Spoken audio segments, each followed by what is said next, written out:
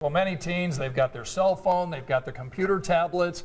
If they don't have them, they're certainly on those Christmas lists. But according to the American Academy of Pediatrics, use of social media sites can increase depression and anxiety in teens. We've got Glenn Augustine in studio. He's with the Indiana Youth Institute, also a dad too. So that's right. He's got experience in that area. So how big a problem is this, Glenn? Well, it's something that's really sort of just emerging. As technology use continues to grow, we're starting to find things about what's happening on social media sites.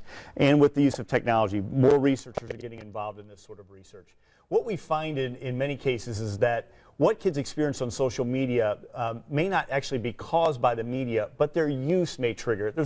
That's a little bit of a slight difference, but the fact is some kids come to the social media having these symptoms or maybe having depression already. It's when they get in social media and their use of it and the intensity of that use that it may trigger the depression or increase the levels of it. So you're saying that the more that your kid spends using Instagram and Facebook and Twitter, that increases then the depression? That's what researchers are finding, Scott, that really it's, too much of nothing is really a good thing, right? We have to use everything in moderation. So what they're finding is that the kids who are really intensely using it, perhaps using it to the detriment of their sleep or their homework, and then really comparing themselves to what they're seeing.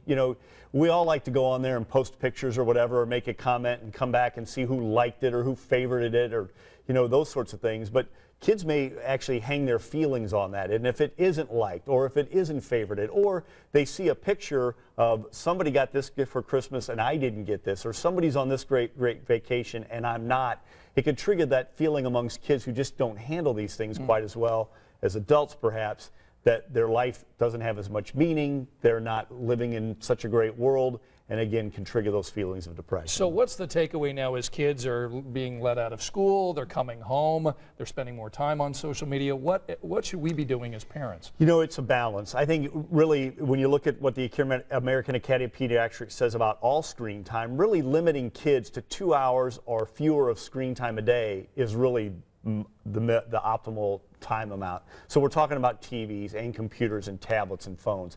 Less than 2 hours a day, really better for kids.